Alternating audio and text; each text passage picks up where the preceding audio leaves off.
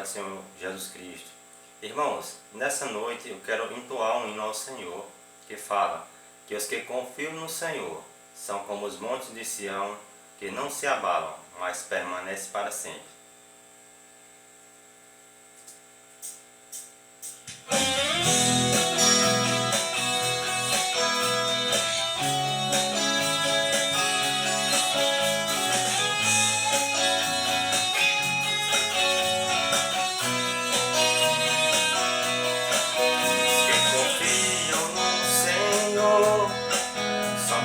Monte de Sião, que não se abalam, mas permanece para sempre.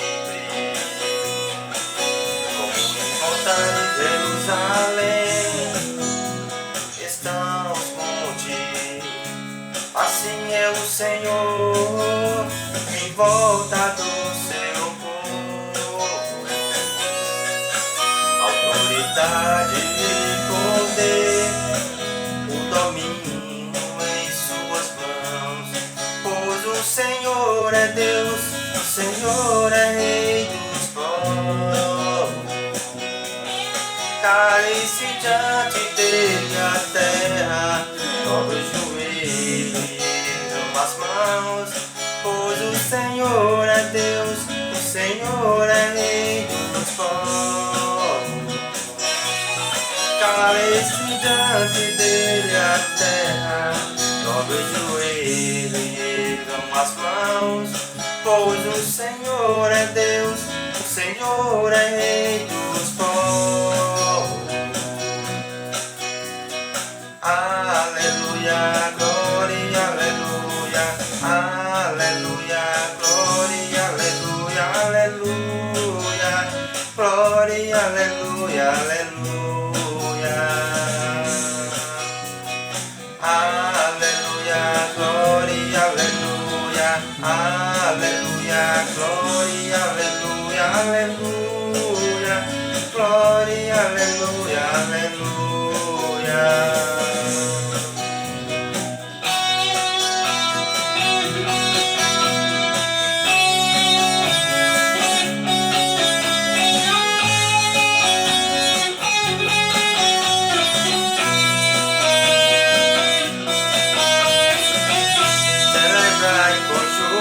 Ao Senhor, todos os moradores da terra, serve ao Senhor com alegria, apresentai-vos a Ele com cântico, sabei que o Senhor é Deus, e eterna a sua bondade, e a sua fidelidade, de geração a geração.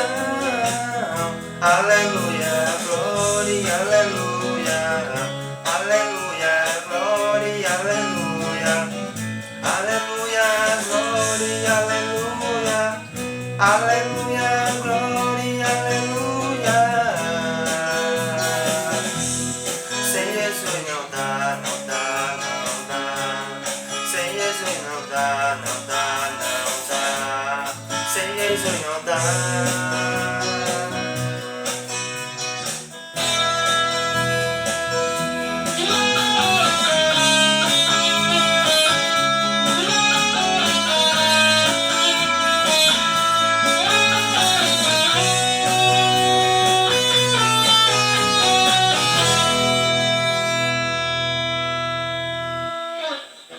Eu agradeço a oportunidade em nome de Jesus Cristo.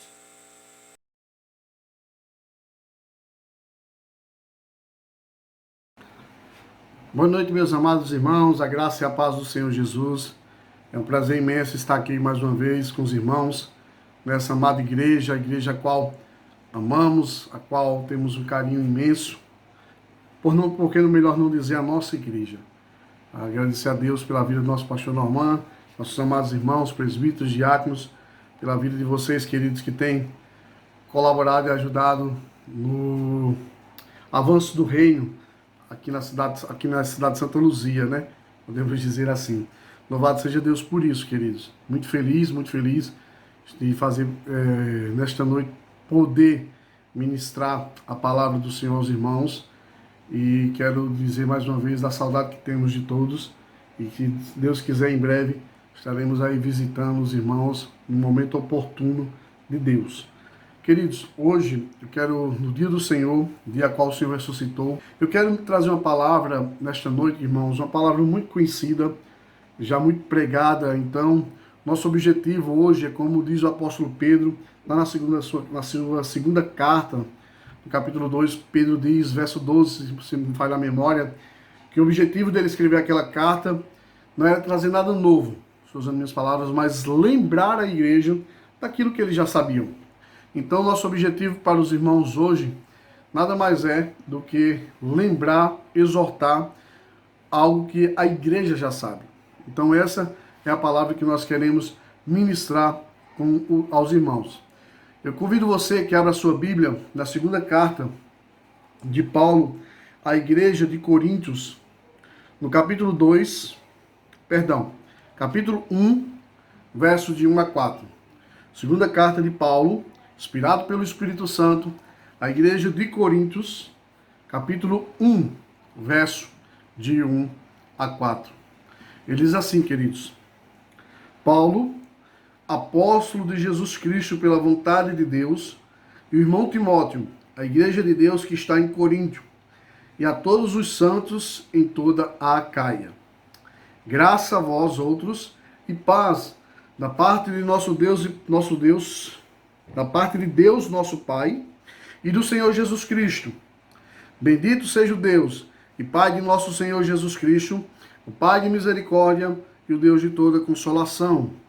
É Ele que nos conforta em toda a nossa tribulação, para podermos consolar os que estiverem em qualquer angústia, com a consolação com que nós mesmos somos contemplados por Deus. Então, queridos, o nosso objetivo é expor um pouco de algumas verdades desse texto, que é uma palavra de consolo, podemos dizer assim, uma palavra de encorajamento para as nossas vidas. Essa carta, a primeira carta que Paulo escreve, para a gente entender um pouco do contexto, essa carta de Paulo é uma carta que é conhecida como uma carta mais autobiográfica. Aqui Paulo ele vai falar muito sobre algumas coisas muito pessoais da sua vida.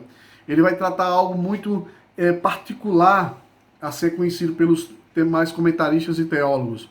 Ao contrário de 1 Coríntios, onde o apóstolo está respondendo a várias perguntas sobre casamento, sobre ídolos, sobre dons, sobre coisas sacrificadas, sobre véu, está tratando de alguns pecados que a igreja está acontecendo, porque uma carta foi dirigida a ele está respondendo. 2 Coríntios, ele já é diferente.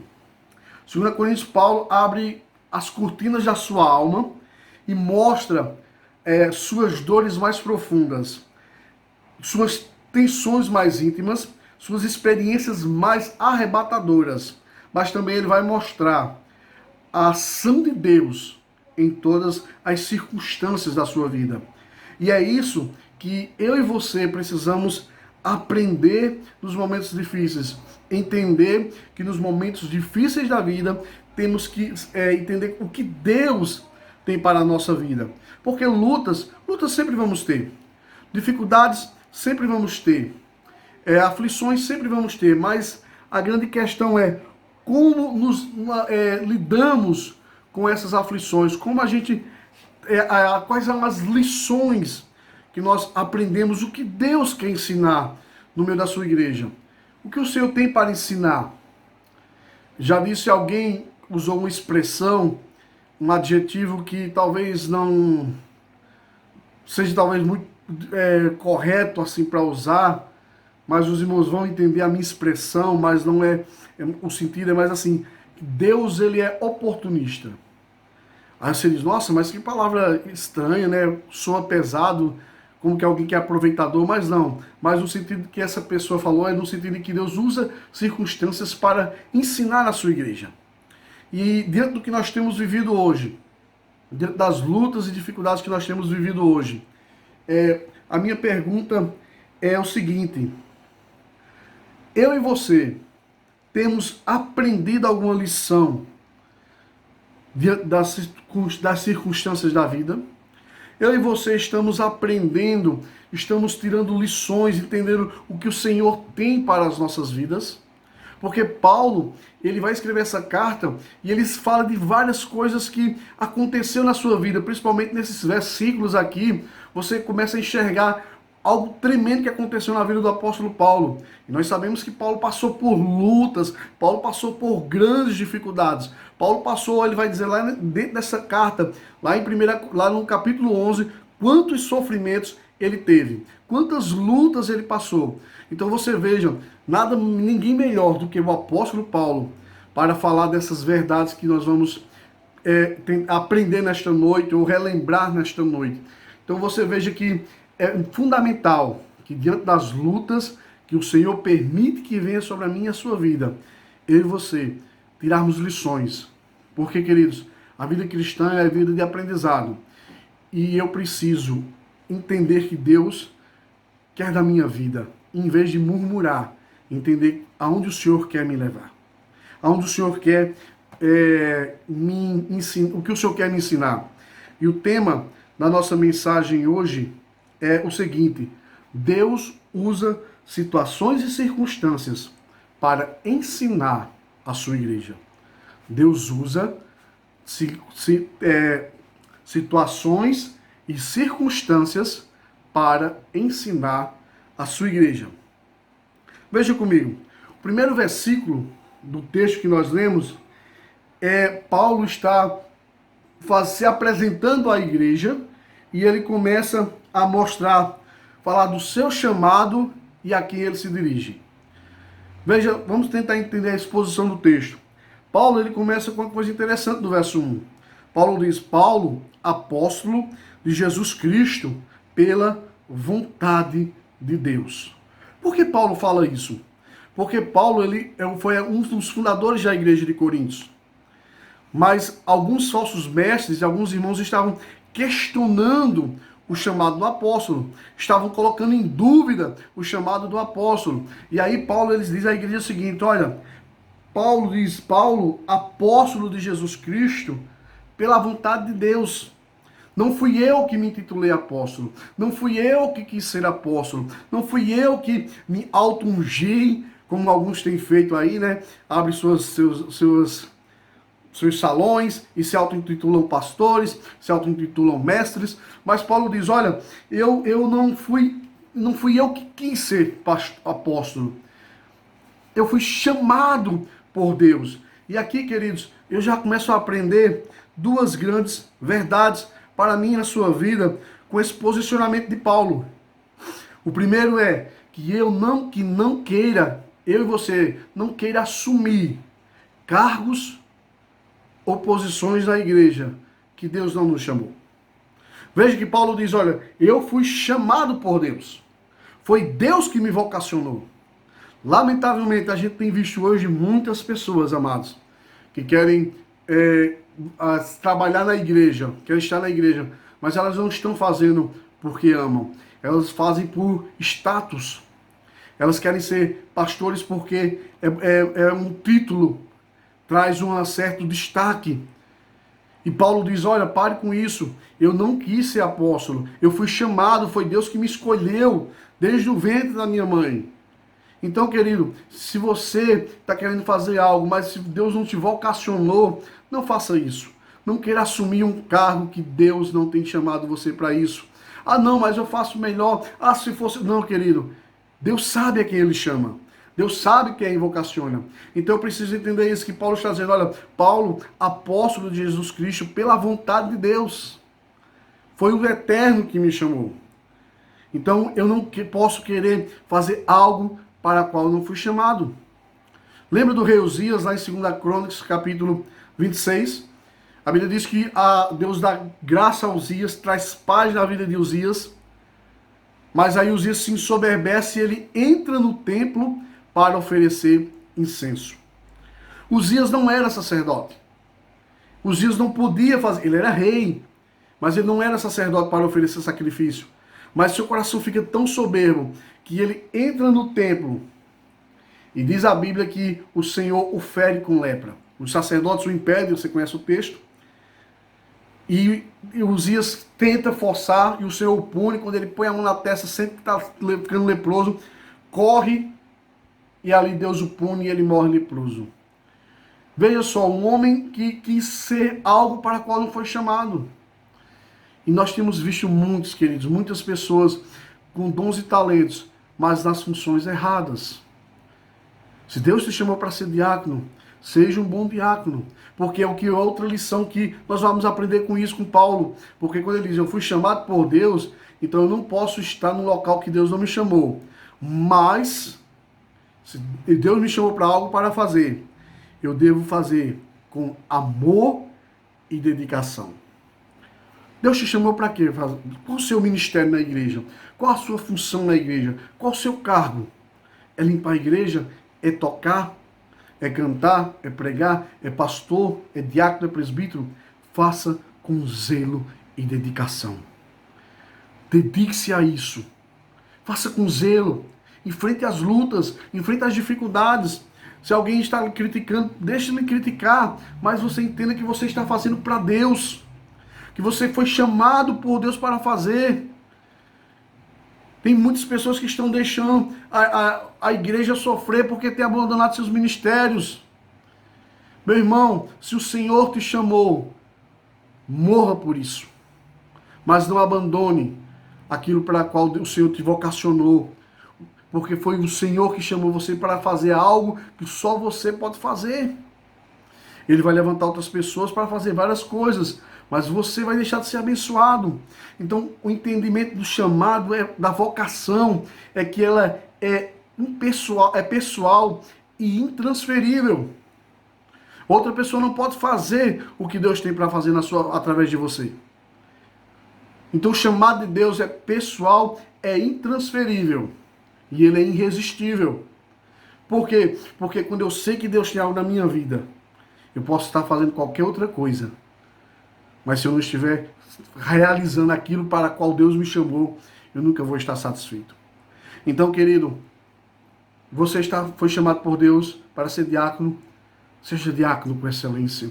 Seja um presbítero com excelência. Seja um pastor com excelência. Seja um professor de escola dominical. Seja um cantor, seja qual for a função. Faça aquilo para o qual o Senhor te vocacionou. Faça aquilo para o qual o Senhor te chamou, mas faça com zelo, faça com dedicação. Derrame suor por isso, gaste tempo. Não acha que fazer para Deus, mas é para Deus de qualquer maneira. Não é de qualquer maneira. Você está fazendo para o Rei dos Reis e Senhor dos Senhores. Então Paulo começa trazendo essa grande verdade. Olha, eu fui chamado por Deus. Você, meu irmão, que está aí me assistindo, Deus tem chamado na sua vida. Faça, dedique-se. Esqueça que se os outros não estão fazendo, seu compromisso é com Deus. Mas não queira fazer nada que Deus não lhe chamou para fazer. Por quê, querido? Porque você não vai dar certo e você vai sofrer. Então Paulo, querido, ele faz essa apresentação, ele se apresenta à igreja. Olha, eu sou Paulo, apóstolo de Jesus Cristo. Ele faz essa apresentação. Aí a quem ele faz a apresentação? O verso 1, a parte B, ele diz: a igreja de Deus que está em Corinto. Veja, Paulo não diz a igreja de Deus, a igreja de Corinto. Não, a igreja de Deus que está em Corinto. Queridos, a igreja, isso aqui é uma coisa que a gente tem falado tanto, e que você já sabe muito bem. Veja, Paulo poderia ter dito, olha, é a igreja lá de Corinto, é a igreja lá de João Pessoa, é a igreja lá de Santa Luzia, é a igreja lá de Limeira. Não, a igreja de Deus. Paulo está dizendo o seguinte, ela tem dono. Ela tem um Senhor que está controlando a vida dela. Irmão, a gente acha que muitas vezes a gente começa a colocar tantas dificuldades na igreja, criticar tanto a igreja, reclamar tanto da igreja, porque a igreja não é isso, porque a igreja não está assim, porque a igreja... Como que Deus não está controlando a sua igreja? E isso, queridos, é um alerta para nós, primeiro, fazer com zelo, porque a igreja tem um dono, nós iremos prestar conta. Mas entender que mesmo que tenha lutas e dificuldades, Ele está no controle dela. Lá no livro do Apocalipse diz que o Senhor passeia no meio dos 7 castiçais. Ele está no meio da igreja. Então a igreja tem dono, e Paulo está dizendo, olha, a igreja de Deus que está na cidade de Corinto, mas ela não é de Corinto, ela é de Deus. E lá em Atos capítulo 20, ele fala a memória, quando ele vai se despedir dos presbíteros, 21, ele vai dizer a igreja que ele comprou com seu sangue.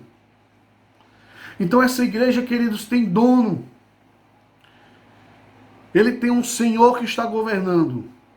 E a minha pergunta é, como você tem tratado a igreja de Cristo? E não falo somente da igreja, porque nós sabemos que tem a igreja institucional, é a denominação que nós fazemos parte, mas tem a igreja como corpo. Nós temos a igreja visível, que é você que está aí congregando no templo, e temos a igreja invisível, que são pessoas ao redor do mundo. Temos a igreja militante, que é esta igreja hoje, que é eu e você que estamos lutando aqui dia a dia pela fé, e tem a igreja triunfante, que é a igreja que já está no céu. Então Paulo está falando dessa igreja de Deus, sabe? Então Deus tem uma igreja, que ela é visível, ela é invisível, ela é militante e ela é triunfante. Um dia passará essa luta, e nós estaremos na triunfante, mas por enquanto eu e você estamos na militante, e estamos lutando por ela. E lutando por esta igreja. Então ajude na sua igreja, valorize a sua igreja. Eu não estou dizendo que você tem que passar a mão e concordar com erros, mas muitas vezes, querido, nós estamos muito mais críticos do que verdadeiramente pessoas que estão dispostas a amar e ajudar a igreja de Deus. Então a igreja tem dono. Quando Paulo perseguia os cristãos, Jesus disse, porque me persegue a igreja de Cristo. Então, queridos, eu e você precisamos entender isso, que a igreja que nós estamos hoje, ela é uma igreja que o Senhor derramou sangue por ela, mas ela não é perfeita. O Cordeiro não terminou a obra na minha e na sua vida. Então, queridos, paramos de ser juízes dos nossos irmãos, paramos de julgar nossos irmãos, paramos de criticar nossos irmãos, julgar no sentido de que a gente muitas vezes se tornamos juízes e achamos que somos melhores, e esquecemos que temos um argueiro no nosso olho e queremos tirar o cisco do outro. A correção vem pela palavra de Deus, mas muitas vezes nós nos tornamos juízes, críticos, e dizemos, a igreja não tem jeito. A igreja tem jeito sim, porque ela é de Cristo, aleluia, ela é do Senhor.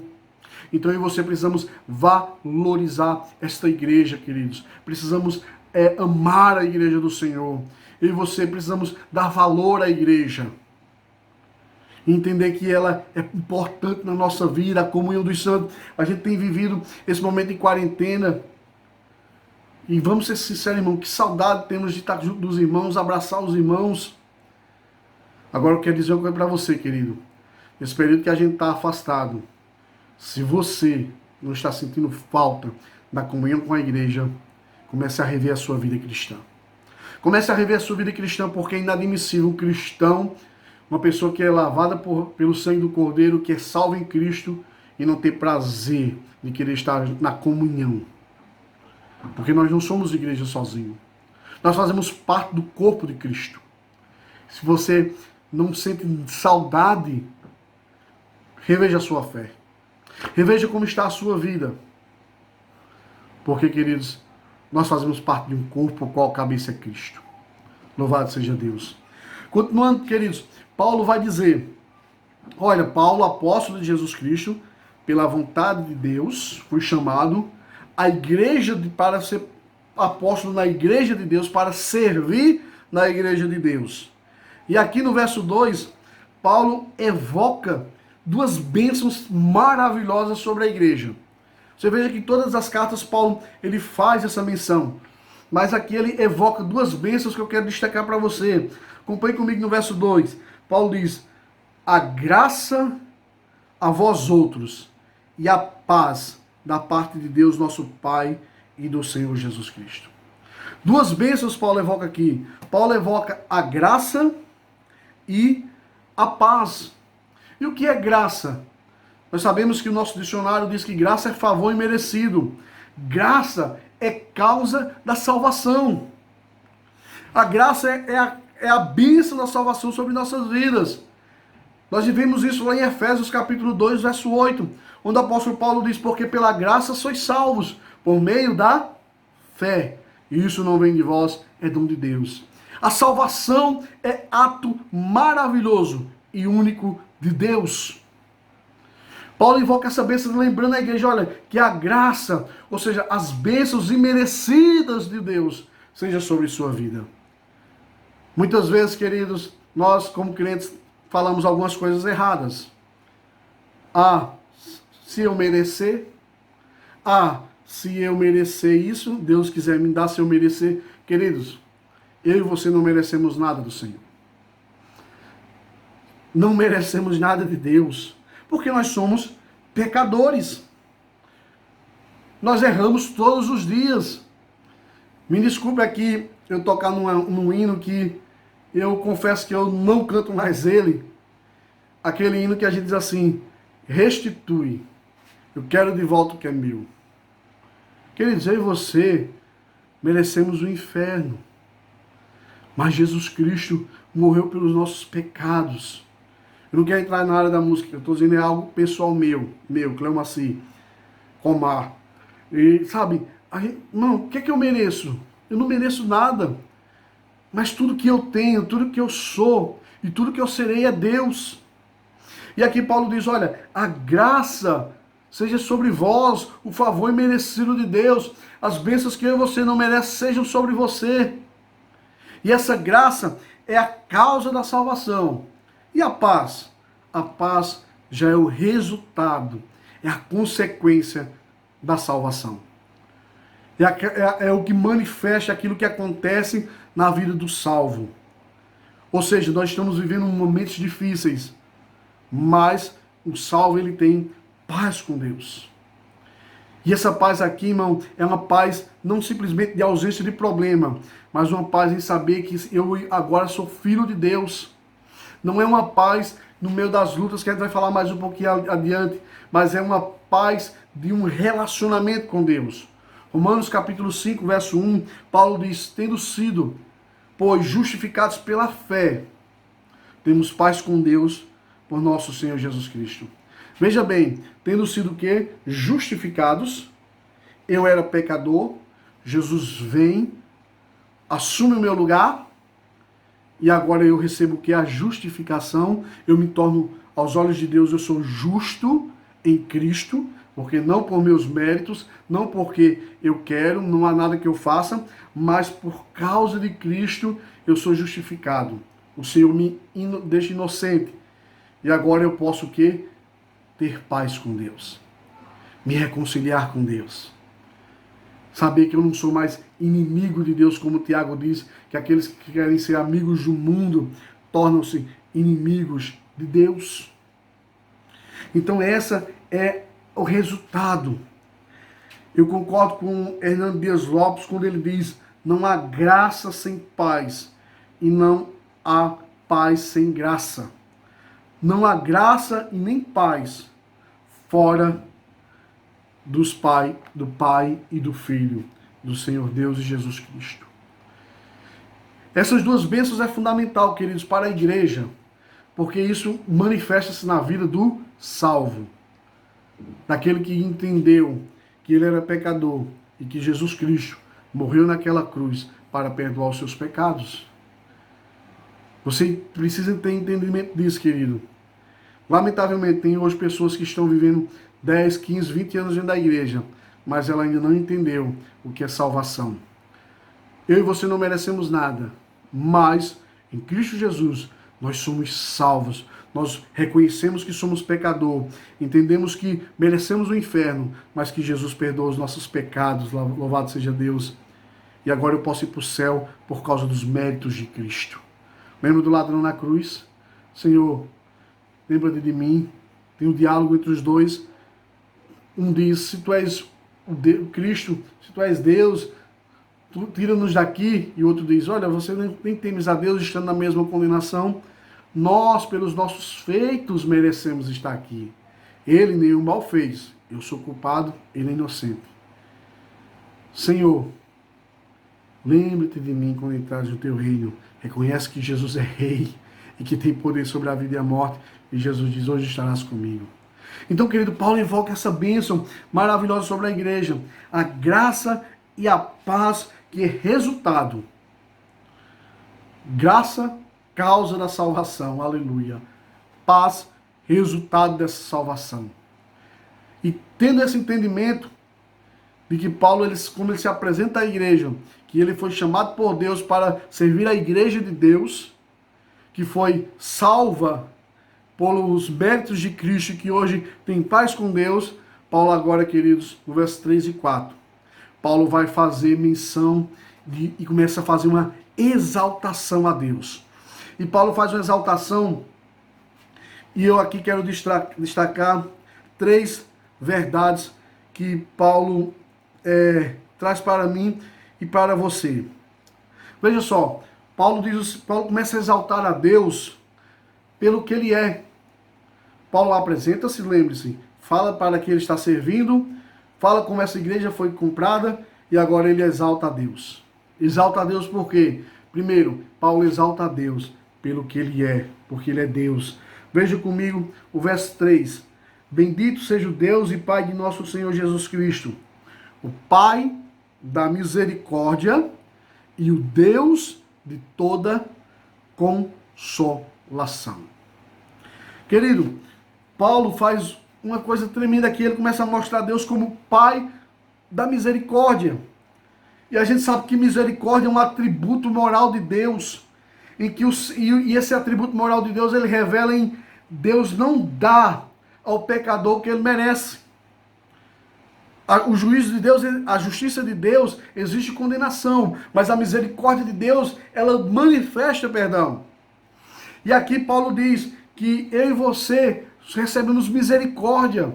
Ele diz, olha, essa graça salvadora, essa paz maravilhosa, ela é resultado, e isso eu tenho que louvar porque isso é fruto de uma misericórdia de Deus.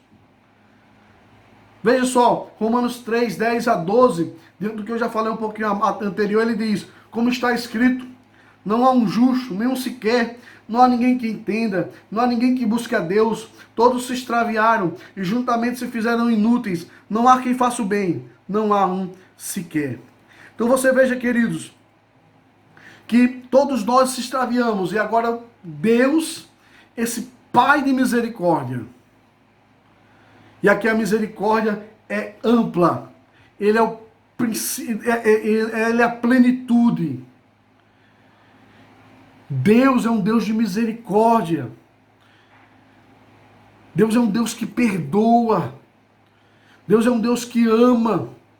E eu quero dizer para você, querido, que talvez seja afastado do Senhor, está assistindo essa pregação, quero dizer para você, Deus está pronto para perdoar os seus pecados. Porque Ele é Pai de misericórdia. Ele é um Deus bendito. A palavra misericórdia aqui no grego é paraclésia. Ela traz, misericórdia não, perdão. É a palavra aqui de misericórdia expressa da sua totalidade. Consolação sim, que a gente vai ver mais à frente, paraclésia. Mas Deus é um Deus que ama e que está pronto a perdoar. Lamentações capítulo 3 vai dizer que as misericórdias do Senhor são a causa de não sermos consumidos. É esse Deus que é Pai de misericórdia.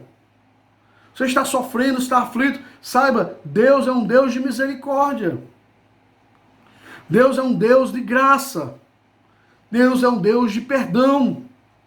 Mas também Paulo exalta a Deus pelo que Ele é na sua consolação. Ele diz, olha, Ele é Pai de misericórdia, ou seja, Ele está pronto a perdoar, mas Ele também é um Deus de consolação. E aí é como nós falamos, a palavra paraclésia. A ideia aqui no grego, querido, de consolação, e não é Deus pegar eu e você, colocar no colo e ficar acariciando a nossa cabeça, fazendo um cafunézinho.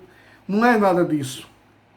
A ideia aqui no original de consolação, ela traz encorajamento, exortação, ajuda. A consolação de Deus é como que Deus diz assim, ei, levante-se, porque você está abatido, porque você está triste, levanta a sua cabeça, vai em frente, eu estou com você. A gente muitas vezes tem a ideia de consolação, de ficar ali, vamos usar essa linguagem, amurriado, ficar ali cabisbaixo, ficar ali chorando. Mas a ideia aqui é de consolação, a ideia aqui é de exortação, a ideia aqui é de ajuda, de alguém que está chamando você para levantar a cabeça e seguir em frente. Lembra lá de Josué capítulo 1, verso 9?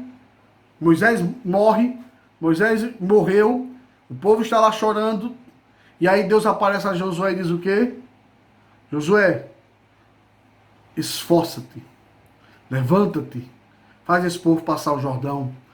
Aí lá no verso 9 ele diz, tem de bom ânimo, não temas nem te espantes, porque o Senhor teu Deus é contigo por onde quer que andares. É essa a ideia de consolação. É um Deus que chega para você e diz assim, ei, levanta, não vai parar, a caminhada é longa. A caminhada é longa. Levanta a cabeça, para de ficar chorando, para de ficar lamentando, eu estou com você. Por que você está chorando? Porque eu muitas vezes ficamos chorando pelos cantos, querido. Porque muitas vezes nós não entendemos que este Deus é um Deus de ação. Então não sei qual a sua luta, a sua dificuldade. Você está abatido, mas Deus manda dizer para você, levanta a cabeça, vai em frente, o Senhor é contigo. Mateus capítulo 28, eis que estou convosco todos os dias até a consumação do século. Louvado seja Deus. Então Paulo exalta a Deus pelo que ele é, esse Deus misericordioso, que está pronto a perdoar, mas um Deus consolador, que está encorajando e nos fortalecendo. Continuando agora, Paulo exalta a Deus pelo que ele faz por nós. Ele exalta a Deus pelo que ele é e agora ele exalta a Deus pelo que ele faz por nós. Vejam, o verso 4, a parte A. Paulo diz, é ele quem nos conforta em toda a nossa tribulação. Não é fácil, querido, passar por tribulação. A palavra usada aqui por Paulo no grego é tlipsis. Tlipsis, mais ou menos isso porque é portuguesando aqui, tlipsis. E a ideia aqui da palavra é uma prensa, é alguém que está sendo prensado, alguém que está sendo afligido, prensado fisicamente. Para os irmãos terem uma ideia, William Buckley, um comentarista, ele diz que na antiga Inglaterra, onde as pessoas que eram acusadas de crimes e elas não queriam confessar, o que eles pegavam? Eles pegavam grandes cargas, colocavam em cima do seu peito e começavam a prensar aquela pessoa e ir esmagando o peito dela até ela morrer. Essa é a ideia da palavra que Paulo está falando, de uma tribulação tão grande que parece que estamos sendo esmagados. Porque a tribulação, muitas vezes a gente acha que é só uma briga de casal, alguma coisinha, uma dificuldade. Não. A ideia de tribulação aqui é de alguém que está sendo massacrado, prensado, quase morrendo.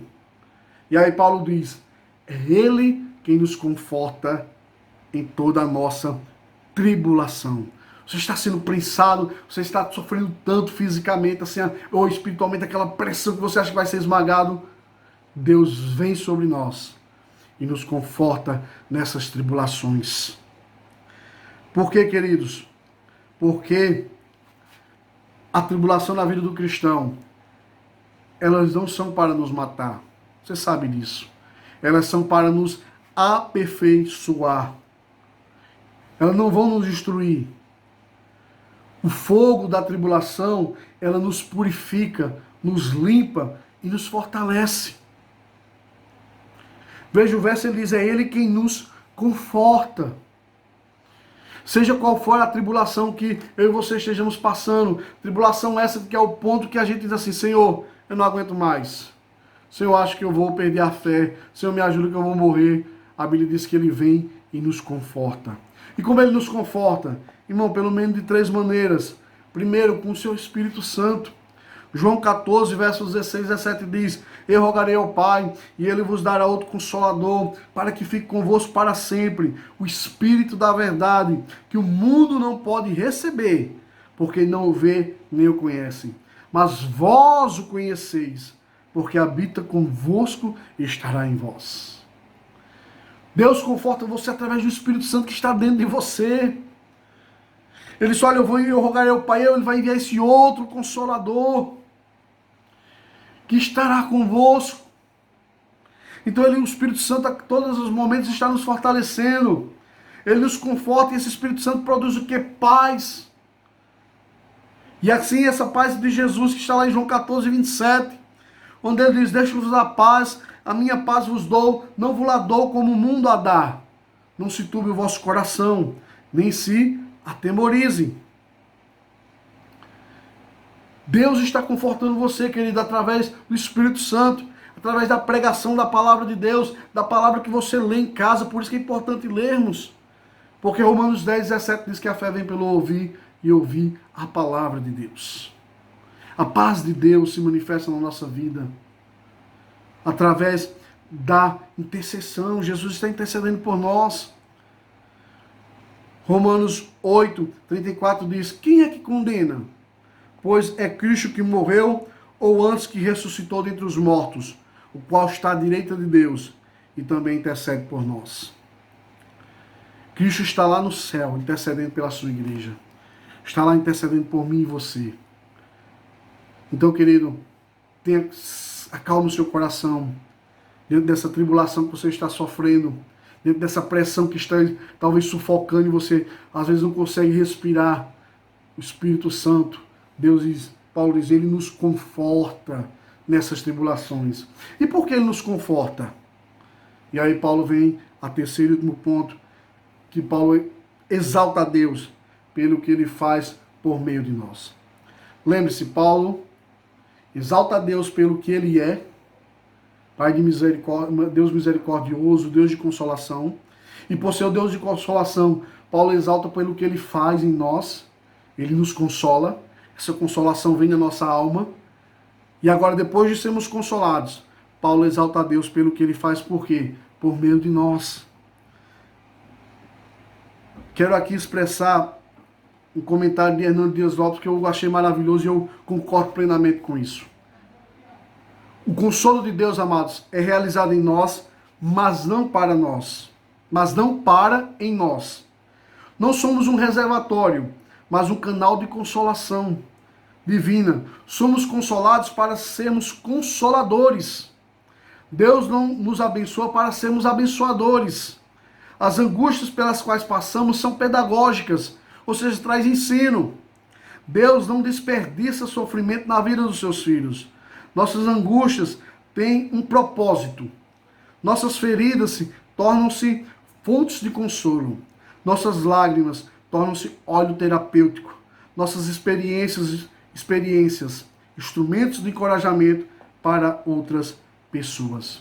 Ou seja, querido, o que eu e você passamos, as lutas, elas vão moldar o nosso ser, o nosso caráter, para que nós aprendamos e possamos ser instrumento para abençoar outras pessoas. É isso que ele está dizendo. Deus não quer só abençoar a sua vida. Deus quer que você seja uma fonte de bênção para outras vidas.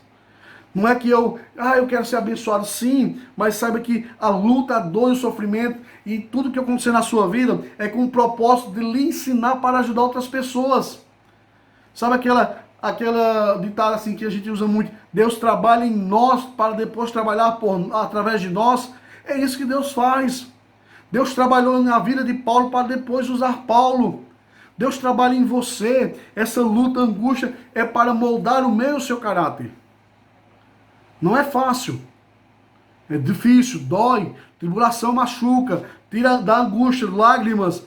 Mas no final há um propósito.